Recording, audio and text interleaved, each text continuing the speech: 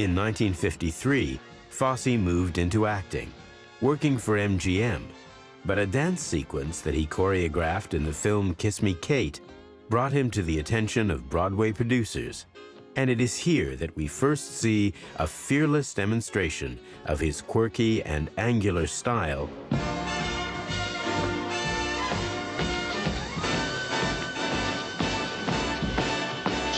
His move toward choreography was well-timed, as he was starting to doubt himself as leading man material, blaming his thinning hair and ungainly hands as factors. Fosse is not a traditionally strapping, good-looking, handsome man.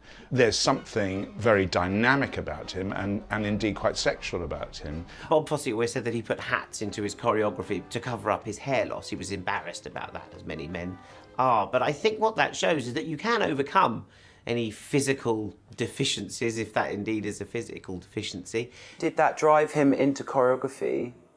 Could you even ask the question, would we be talking about him today if he wasn't bald? You know, there's an essay in that. I don't know where he was in himself, if he didn't feel he was going to continue doing well because he was losing his hair.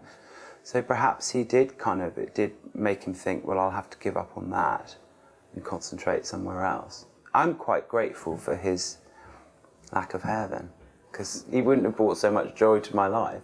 He may not have been classically good-looking, but he had no shortage of female admirers, by now already on to his second marriage to dancer Joan McCracken. Fosse credited McCracken as being the one who encouraged him to see himself as more than a performer and devote himself to choreography. 1954. Returning to Broadway, Fosse wins his first Tony Award for choreography for the musical Pajama Game, and then again for the stage musical Damn Yankees the following year. It starred Gwen Verdon, who also won a Tony for her role as the vampish leading lady, Lola. Vernon was to later become Fosse's third and final wife, and was a formative influence on Fosse in terms of his career. A superb choreographer herself, she encouraged and mentored him, working closely as dancer, choreographer, and muse. When Damn Yankees was adapted for the screen in 1958, Verdon once again starred and Bob choreographed. Dancing together in perfect synergy, it sealed their reputation as a mesmerizing and trailblazing couple.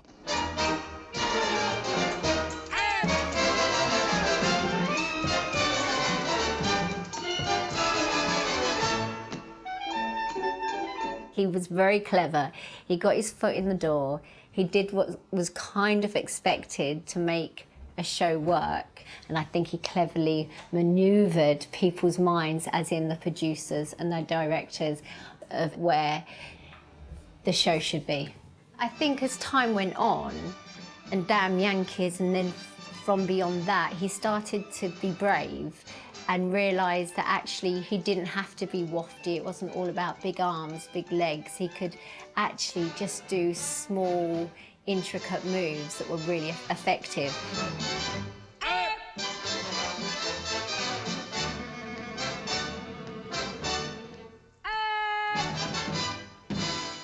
Whilst his career was on the up, self-doubt and anxiety were never far away, and he was always looking for an edge over other choreographers. A driving force, perhaps, as his best work was yet to come. In the 1960s, Broadway was, as it always has been, the leader of the world's musicals. And I think Fosse knew that there was a toughness to working in Broadway, that it was the Great White Way. As much as movies in Hollywood were attracting people on the Greyhound bus, Broadway had the pull on the other coast. And he was one of those that had turned up. You know, you can't just turn up in New York and dance on the stage. There are thousands of people, and it's hard work. You want fame, well, fame costs, and you have to sweat for it. And Fosse did all that. Bob Fosse isn't known as one of the great stage directors in the history of Broadway. He's certainly known as a great choreographer. And I think maybe it was the dance that attracted him more. He couldn't be bothered with the rehearsing of dialogue. All of that took away from the energy of what he wanted, which was the dance. By now, Fosse had forged what came to be his signature style, utilizing striking silhouettes, moving spotlights, and groupings of dancers in tight synchronization. Bob Fosse is an immediately identifiable choreographer. You see his choreography, you know in a nanosecond it's his. He's got an incredibly individual style which resonates through generations. This included the use of turned-in knees, which Fosse based on his own pigeon toes, as well as the famous Fosse amoeba, sideways shuffling, rolled shoulders, and of course, jazz hands. Then he sort of created his own shapes that were very, very awkward and tough for dancers to do. I mean, incredibly physically taxing. Because sometimes the movements of Fosse are quite simple and quite small, they think it's not as difficult or as energetic, but actually it's harder because it's about placing. You can't just throw your arms and legs wherever and see where they end up. But it's not just that, it's drawing attention to it. Yes. It's actually showing the audience how that works in the body. Like shining a torch on one part of your body a bit. If you can isolate areas of your body and bring performance through your physicality, then that's a really beautiful thing.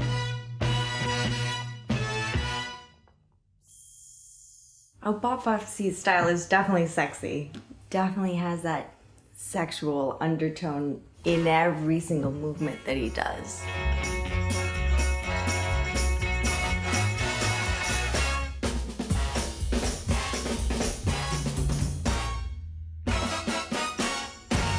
I think he got to the core of what makes people want to dance, and he really nailed that. I don't think anyone else in the history of Broadway or film kind of worked up to the dance. You know, most people work up to the singing. He worked up to when the emotions were so strong, you just had to dance.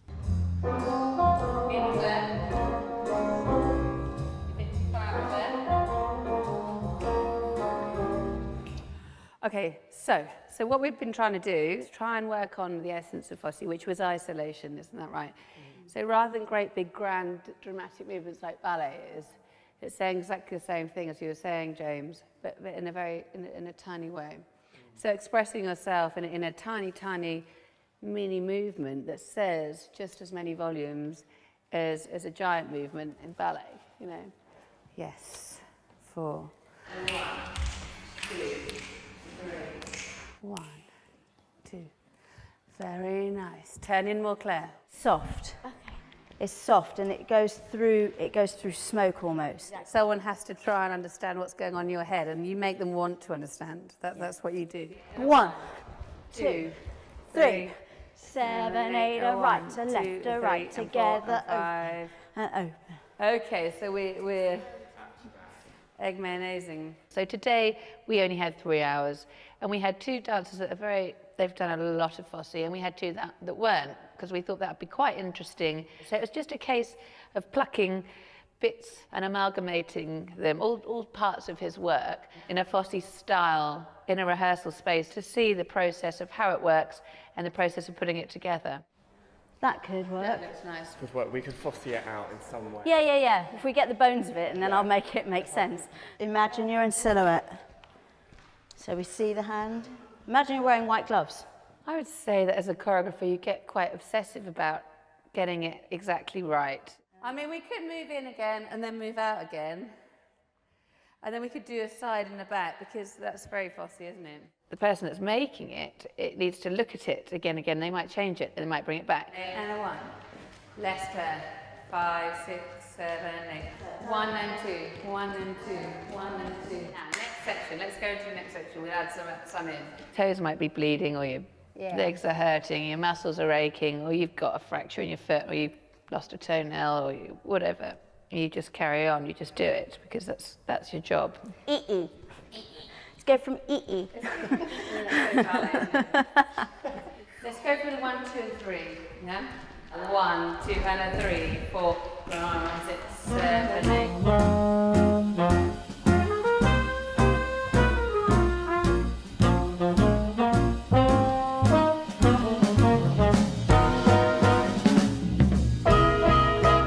Well, as as a ballet dancer, you're always working outward. Turn out. Turn So out. the rotation of the hip socket. Rotation. Fosse, I think, was taught ballet and tap, and then developed his own style, a bit like Graham, from his own body. His hips were quite tight, and so he choreographed for parallel and some turned-in movements. Turned-in movements very rare in dance. The only other instance of it is in Nijinsky's Sacre du Printemps, and also Petrushka. And Petrushka, yes, yes. See, I did learn from him. French taught you something. Something you remember. One. Slowly to the audience there.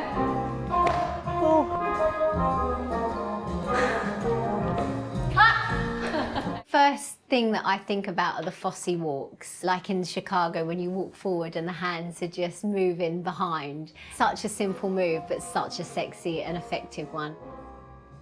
Eggs in the hands, I call it. So the rolling of the wrists, flapping of the wrists, hands up high as well. You know, just the tip, just how you would use the hands. A rolling of the shoulders. The weird, you know, collapsing, totally awkward and angular and bloody brilliant. But with Fosse, it's a thought, so you have to really think what you're trying to say, like whether you're happy or you're sad or what you mean, and then that's what you're giving the audience. He presents you with a very sort of sexy image, the hips, the shoulders going, but actually it's got female agency in it, I think, and you don't feel that the woman is being exploited.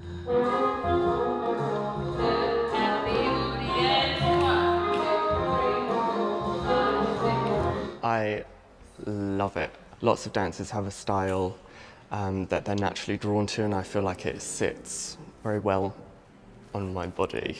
It's an acquired technique, definitely, and an acquired style that takes a lot of practice. And I don't know, it definitely can be taught and you can break down the movements, but there are some people who I think naturally it's in their bones. I think definitely when I watch some people do it, it just sits naturally in their body.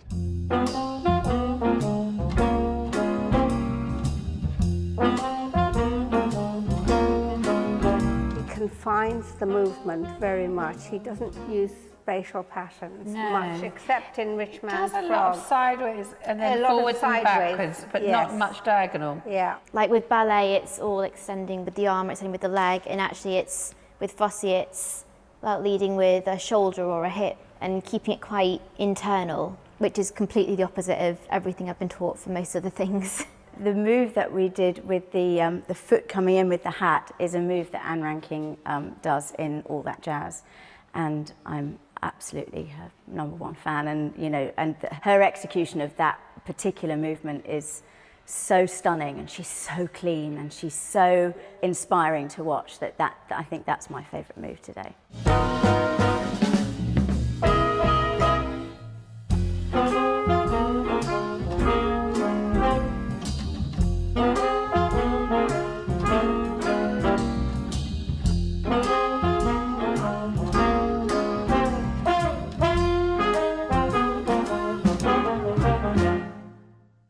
Rolling hips and shoulders, and an overall strutting impression capped off the cool and modern feel as Fosse amassed an enviable amount of original dance moves. Fame beckoned when in 1966 he directed and choreographed Verdun again in the smash hit musical Sweet Charity. But as the 60s drew to a close, he was to make his debut in the area for which Fosse is perhaps best known, the movies. Bob Fosse makes his first movie as a director when he's 41 years old. He comes to movies late. He'd choreographed other movies, but he didn't direct until then. And he absolutely learns on the job, and he turns himself into a highly skilled filmmaker. Sweet Charity, a movie that was unmistakably of the 60s, was Bob Fosse's directorial debut in 1969, starring Shirley MacLaine. Featuring psychedelic dance routines, flower power hippies, and scripted hipster dialogue. She doesn't look familiar. Who can she be? What happened to Ursula? Who is it? Who is it? Who is it? Who is it? Who is it? Who is it? Who is it? Who is it? It's me. Sweet Charity was actually based on Federico Fellini's Nights of Cabiria, which starred Giulietta Massina as a prostitute in Rome, always hoping for the best. And it had a very jazzy feel to it. It had the wonderful Sammy Davis Jr. Playing a preacher in a car park, singing The Rhythm of Life, which is one of the great numbers. It had Big Spender to start with, people clicking their fingers, and it had one of my all-time favourite solo dance numbers, which is If They Could See Me Now, with Shirley MacLaine. If they could see me now, alone with Mr. B, who's waiting on me like he was a maitre d'. I hear my buddies saying, crazy what gives. Tonight she's living like the other half lives. He was very much of the 60s. You know, Sweet Charity is a big hippie musical that was influenced by things like Hair and the sort of cut-up, choppy editing of the time that Richard Lester was pioneering. He brought that to dance, to musicals, and people were used to seeing sort of crane shots, big establishing shots. He changed all of that and brought a sort of sinewy, almost documentary flair to those big dance numbers. He was very able to amalgamate lots of styles and filter them through his own camera. My favourite number from Sweet Charity is There's Got to Be Something Better Than This. The three girls up on the roof dancing their hearts out. In some ways, it's a very un-Fosse-like number. I mean, it's got the moves, but it's got this kind of ebullient joy. If anyone wants to watch how to shoot a choreo number with those three women on the roof, watch Sweet Charity. Because you've got to be brave to do that. No one would do that now. I'm gonna get up, get out!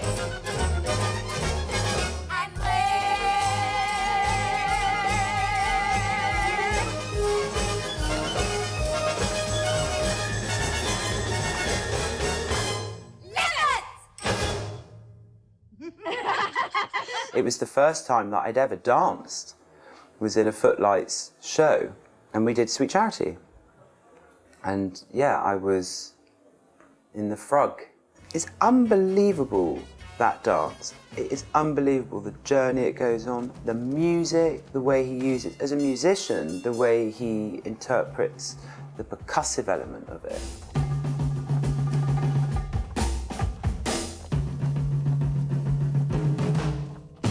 And the humour, and the darkness, and the sexiness, and the intrigue. It's like looking at a painting. You know, you can just keep on coming back to it time and time again.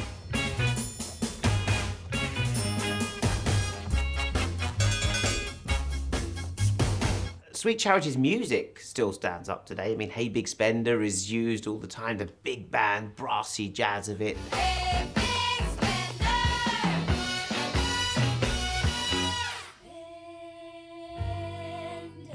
Spend a little time with me. The funky rhythms of Rhythm of Life, I think they still work. And the rhythm of life is a powerful beat. Puts a tingle in your fingers and a tingle in your feet. Rhythm in your bedroom, rhythm in the street. Yes, the rhythm of life is a powerful beat. What the film looks like, though, is totally of its time, and yet you think, well, no one else had done that before, so it has an avant-gardeness, even as it harks back to that hippie 60s feel.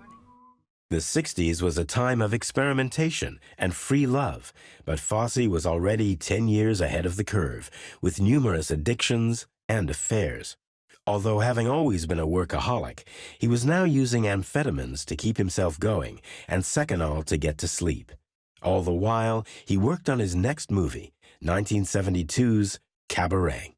It's really interesting going back and looking at movies from the 70s, the ones that you expect to stand up don't, and the ones that you think, well, maybe that was period piece, turn out to be fantastically strong. Cabaret is absolutely in the latter category. It really works. I frankly don't think there has ever been an era where Cabaret looked like it wasn't speaking to the present. Cabaret is a touchstone. I refer to it constantly. It was a wonderful story by Christopher Isherwood, but it was made palpable, made real by Fosse's toggling between the Kit Kat Club nightclub scenes and the growing Nazi threat from off screen, and the innocence of Cliff, played by Michael York in the film, coming to this city.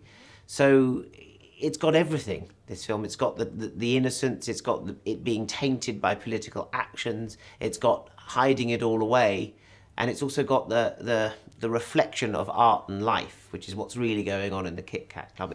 And that's what Nazi Germany stamped down upon, you know, smashed freedom of expression. In the clubs like that, even comedy wasn't safe anymore. It's an extraordinary concoction from a man who'd only made his second movie. He had an expert grasp on what was important about dance and showbiz within the context of a wider political movement. Tonight we may lose the battle. Packed with provocative dance routines, memorable tunes, and a gallery of Fellini-esque grotesques, Cabaret's Kit Kat Club cemented Fosse's reputation as a major talent. The Kit Kat Club has it all. And then you've got Sally Bowles, Fraulein Sally Bowles, in the middle of it all, who plays this vulnerable and yet brassy woman, played by Louise Melly. So I got to play Sally Bowles in Cabaret, and anyone that's seen Cabaret knows that Sally Bowles is a very mixed up, lonely, kind of sad, but exotic. I mean, she's an incredible character to play. And I think she is so what was in Bob Fosse's mind. You know, like I think there's a part of what maybe Bob Fosse was going through, Sally Bowles became. Divine decadence. I'm Sally Bowles. I'm Brian Roberts. Come in, Brian, darling.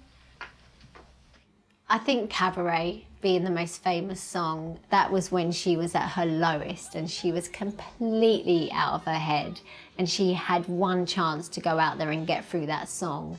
She was drunk and had nothing. She was on the floor. She had nowhere to live. The Germans had come and were taking over. The club was going to shut down. She was desperate. I think I played her at a time in my life that, even though I couldn't relate to her lifestyle, I could relate to her loneliness and just the difficultness of getting through it. So I think getting to play Sally Bowles at the time I got to play her was a godsend. I think everything in life for a reason. And it was most probably the toughest time I've ever experienced in my life. And I got to play a character that was completely broken, yet come out fighting every night. What good's permitting some prophet of doom to wipe every smile away? Life is a cabaret, old chum, so come to the cabaret. Fosse was famous for his use of props, and never was this more evident than in the dance sequence for Mein Herr. In a way, I think Mein Herr is quintessential Fosse. You get her astride a chair, around a chair, on a chair.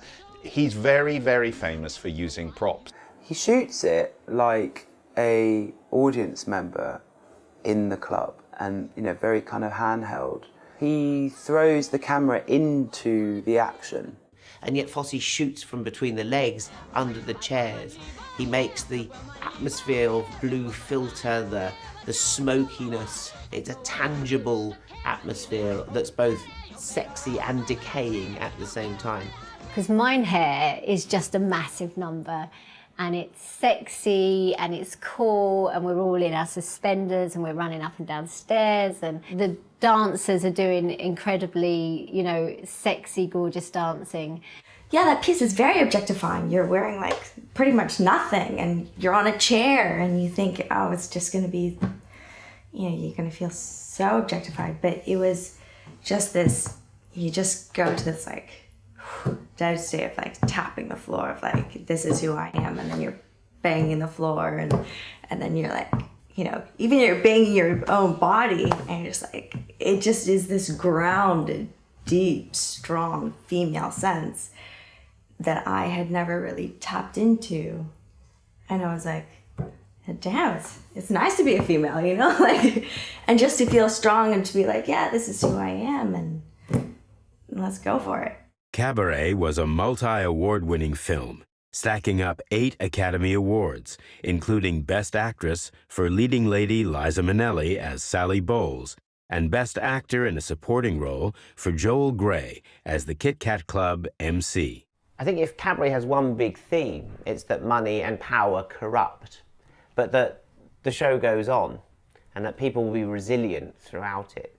So you get Sally Bowles and the MC singing about money and having a buck or a yen and a hole in the roof, but people can dance their way through it. I think that's very Fosse, that dance is defiance, dance is a continuation of life. Dance goes on even while outside the world is crumbling and people are falling apart and the systems are falling apart. The system of dance can live on. In 1973, Fosse did what no director had done before or since, winning an Oscar for the movie Cabaret, a Tony for musical Pippin, and an Emmy for his TV special Liza with a Z.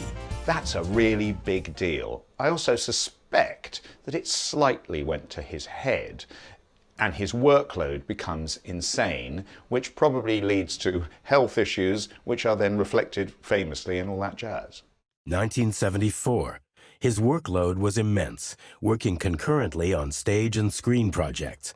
This only served to make his addictions worse, as his appetite for drink, drugs, cigarettes, and women resulted in the first of 3 heart attacks. As a testament to Fosse's drive, this did not hold him back, as he pushed through to complete his 3rd film, Lenny, set in the dingy and desperate comedy clubs of New York City. Lenny is the small black and white indie-style movie which Bob Fosse chose to follow up Cabaret with. Rather than adapt another musical from 42nd Street, he chose to dive into the old Greenwich Village comedy clubs of the 50s and 60s to bring the story of Lenny to the screen. They needed a big star, so Dustin Hoffman got to play Jewish comedian Lenny Bruce. Would you marry a woman like that? Oh yeah, are you kidding me?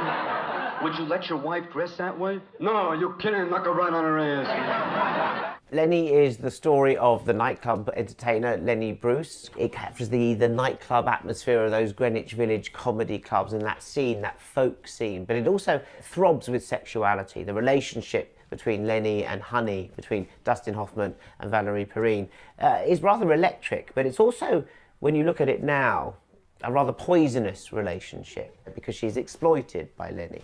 She looks bruised by the experience, and it's quite a bruising experience as a film. You could see what attracted Bob Fosse to it, because it is about perfection and it's about artistry and about not being able to hold your tongue. It's very much a sort of coded letter of defiance from Bob Fosse to say, this is really what I'm about. You can't stop the information because the information keeps the country strong. You need the deviant. Don't shut him up. You need that madman to stand up, tell you when you're blowing it. Fosse was particularly hard on Valerie Perrine, who played Bruce's wife, Honey.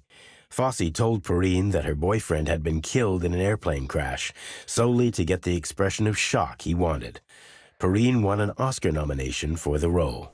He was one of those directors that lived hard and played hard. He smoked, he did coke, he drank. He had fun. I mean, there's no denying that he belonged to that generation of dictatorial directors. You have directors that want what they want, and they'll make you cry. And I've seen people been called fat elephant, move to the left, and things like that in the most ridiculous circumstances. Did Fosse work through a reign of terror? Possibly. I don't think you need to work like that. But again, I don't think he was the healthiest of individuals at all, and probably not the nicest. And many great artists aren't. I can separate the man from the work. The man was probably very unpleasant. The work is sensational. Fosse was described as a tormented genius who often worked in a state of irritability and hyper-alertness with a dependency on uppers and drink. Never was this depicted better than in his autobiographical film, All That Jazz.